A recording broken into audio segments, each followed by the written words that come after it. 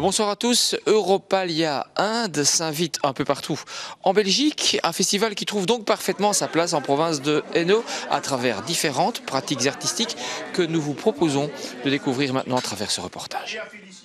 Quand on lance un projet d'école à l'Institut provincial d'enseignement technique secondaire Léon-Huré à La Louvière, on ne barguine pas et l'on met les petits plats dans les grands. On mobilise tous les acteurs de l'école, mais on va aussi chercher des partenaires à l'extérieur, comme les organisations non gouvernementales.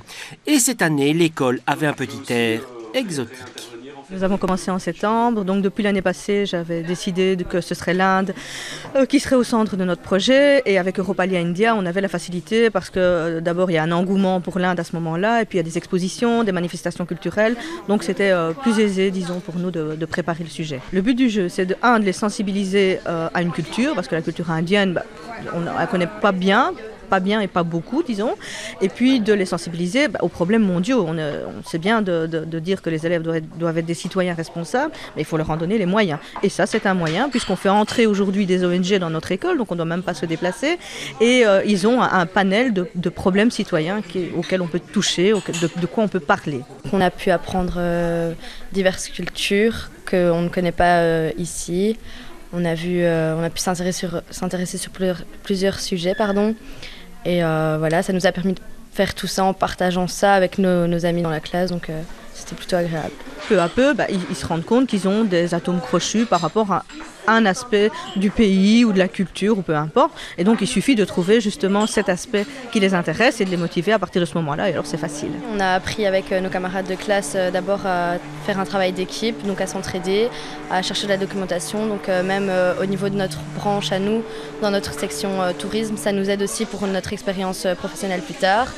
Donc on a vraiment découvert sur l'Inde énormément de choses, que ce soit au point de vue gastronomie, culturel, socio-économique, sur tous les points de vue. Donc ça nous apprend à s'intéresser à un pays et à voir toutes les faces, pas que forcément le tourisme. On a fait des recherches, chacun de notre côté. Moi j'ai eu la mode en Inde, donc j'ai dû expliquer ce que portaient les gens là-bas et l'impact de la mode indienne chez nous, dans notre couture, ou dans le prêt-à-porter, aussi le bouddhisme, les religions, la culture. On a pratiquement associé toute l'école, en ce sens que l'exposition, tout le monde peut y participer.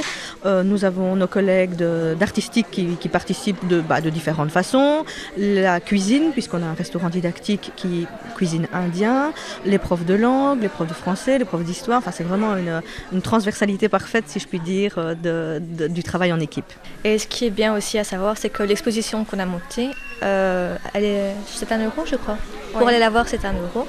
Et l'argent qu'on va récolter, en fait, ça ira dans une école au Burkina Faso qu'un de nos professeurs a construit dans sa jeunesse.